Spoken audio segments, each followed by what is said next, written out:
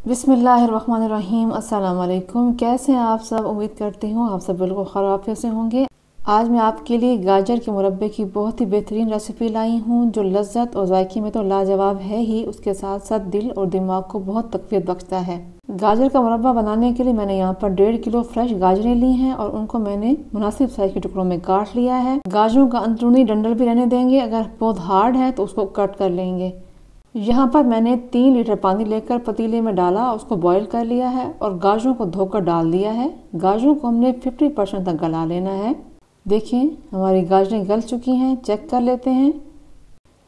कांटे की मदद से मैंने इनको चेक किया है और गाजरें गल गई हैं। अब हम इन तमाम गाजरों को पानी से अलग कर लेंगे। गाजरों को मैं एक छल्ली में निकाल रही हूँ ताकि गाजरों का पानी अच्छे तरीके से ड्राई हो जाए और गाजरें ठंडी हो जाएं। गाजरें जब थोड़ी ठंडी हुई हैं तो मैं इनमें कांटा लगा रही हूँ। कांटे की मदद से मैं इस तरह से सुराख कर रही हूँ, क्योंकि इस तरीके से गाजरें बहुत ही जूसी और रसीली बनेंगी। मिठास गाजरों के अंदर तक रच जाएगी और गाजरों का कच्चापन भी दूर हो जाएगा। दूसरी तरफ पतीले में बचा हुआ पानी जो कि तकरीबन 2 लीटर है, उसमें 3 कप के बराबर मैंने चीनी ऐड की है और उसको पका लेना है। उसके साथ ही मैंने 10 से 12 हरी इलायचियाँ लेकर शामिल कर दी हैं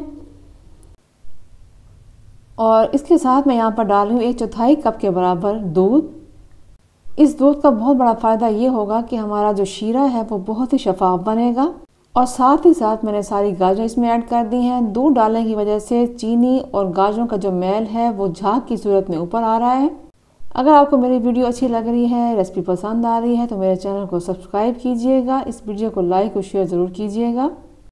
गाजरों को हमने तकरीबन आधा घंटा पकाया है फुल आंच पर। गाजरों का शीरा बनाने के लिए कोई इसमें तार वगैरह नहीं चाहिए, बल्कि मुनासिब गाढ़ा होने पर हम इसको चूल्हा बंद कर लेंगे। मुरब्बा हमारा बिल्कुल तैयार है, बहुत ही जूसी, बहुत लजीज बना है। आप इस रेसिपी को ज़रूर ट्राई कीजिएगा, अपना फीडबैक ज़रूर दीजिएगा। आप इस मुरब्बे को तकरीबन 2 से 3 माह के लिए महफूज भी कर सकते हैं। चाहें तो बादाम और पिस्ता से इसको गार्निश करें और इसका लुत्फ उठाएं। इसके साथ ही मुझे इजाज़त दीजिए। फ़ी अमानिल्लाह।